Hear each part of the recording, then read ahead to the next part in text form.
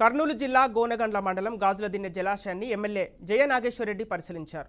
అధికారులతో ఎత్తుపెంపు పనులు, నీటి కాల్వ వివరాలు అడిగి తెలుసుకున్నారు. గేట్ల ఏర్పాటు చేయకపోవడంపై ఆగ్రహం వ్యక్తం చేశారు. గత ప్రభుత్వంలో రివైజ్డ్ ఎస్టిమేట్తో ప్రాజెక్టు విలువ పెంచుకొని భారీ అవినీతికి పాల్పడ్డారని ఆరోపించారు.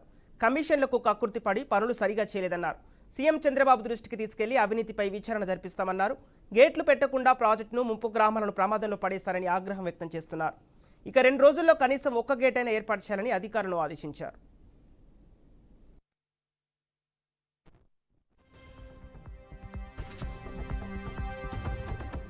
గత ప్రభుత్వంలో వైఎస్ఆర్ గవర్నమెంట్ అధికారం ఉన్న రోజున ఎంత హాస్యాస్పదం అంటే ఈ ప్రాజెక్టుని స్ట్రెంగ్తెన్ చేస్తామని చెప్పి 1 మీటర్ హైట్ పెంచుతామని చెప్పి ఎమ్మిగనూరుకు నీళ్లు ఇస్తామని చెప్పి ఈ ప్రాజెక్టుకు ఆమోదం తెచ్చుకోవడం జరిగింది.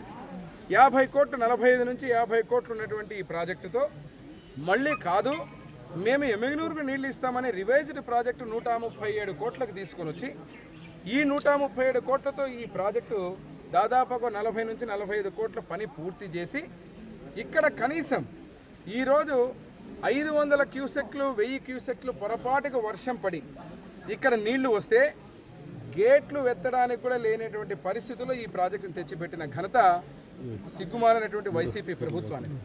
ఈరోజు ఇక్కడ ఉన్న అధికారులు కూడా నేను ఇప్పుడే మాట్లాడుతున్నాను.